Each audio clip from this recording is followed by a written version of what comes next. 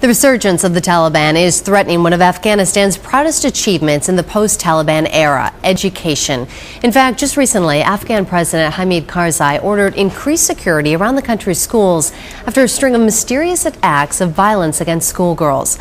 My next guest is all too familiar with this violence. Greg Mortenson has devoted his life to building schools in Pakistan and Afghanistan and remains undeterred to fulfill his commitment despite threats against his own life. And here to talk about his humanitarian effort to promote education and literacy is Greg Mortenson, author of Stones into Schools, Promoting Peace with Books, Not Bombs, in Afghanistan and Pakistan. And Greg, it's so nice to meet you. Thank you so much for coming. Hi, Meg. Good to see a fellow Montanan in New York. Yeah, exactly, right. I went to school there, and you're in Bozeman, a beautiful place, and then you spend most of your time over in Pakistan and Afghanistan.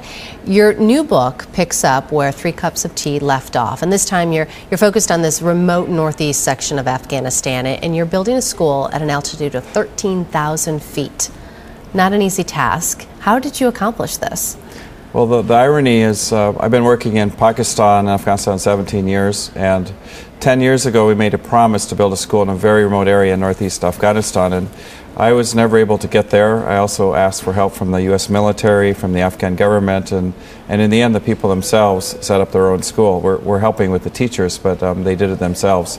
And that's kind of our whole goal, is to empower the people.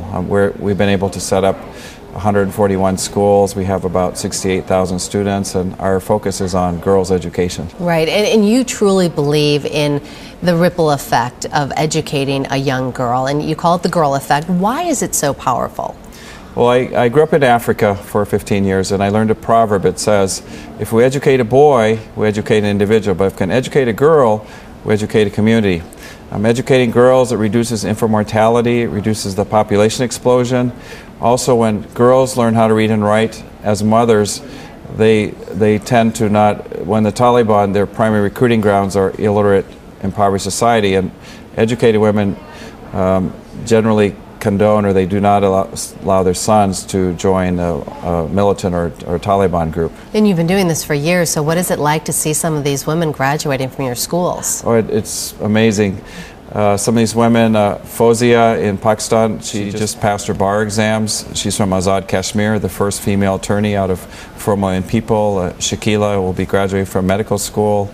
Women go back into their communities where there's previously been maybe 5 or 40 maternal mortality, women dying during childbirth every year, and when they go back, very few women die from childbirth afterwards, so it has a profound impact. You have a daughter, and I thought it was really interesting that during this process of writing the second book, she reminded you the need not only to educate, but for these children to play, and how did that have an impact? Well, in Pakistan, after the earthquake, I came back in 2005 very devastated, and my daughter asked me, do the kids have anywhere to play? And I said, they're mourning, they're suffering, they're orphans, and you're worried about a silly playground. But she insisted that we put playgrounds in all our schools, and we've been able to put girls' schools in quite, say, volatile, remote areas where even the, say, Taliban country, it's because of the playground. It's very powerful. And in addition to the playground, you also got 7,000 jump ropes as well? Skipping ropes, cricket, volleyball, badminton. We also have in our curriculum hygiene, sanitation, nutrition. We also set up vocational centers where they learn sewing, poultry farms, poplar tree plantations, so the school becomes not only just a school, but a place of social entrepreneurship. And not to embarrass you, but I know that when you're building these schools, you're facing so many obstacles, and I've read that you basically just push yourself beyond comprehension. You go for days without food or sleep, and what is it? What is the driving force that is behind all of that? Well, I think the real driving force is our staff.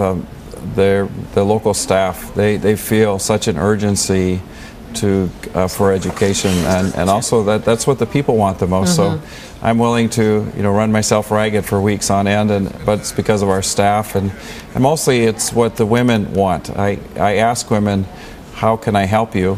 And you'd think maybe they'd say, well, I'd like a big house or a good husband, but consistently the women say, we don't want our babies to die, and we want our children to go to school, and that is the greatest success in Afghanistan that few people know about. Is 10 years ago there were 800,000 children in school.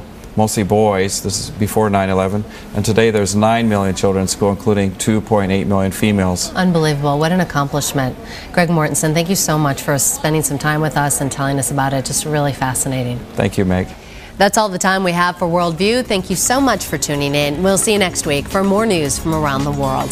I'm Meg Oliver in New York. Thanks for watching.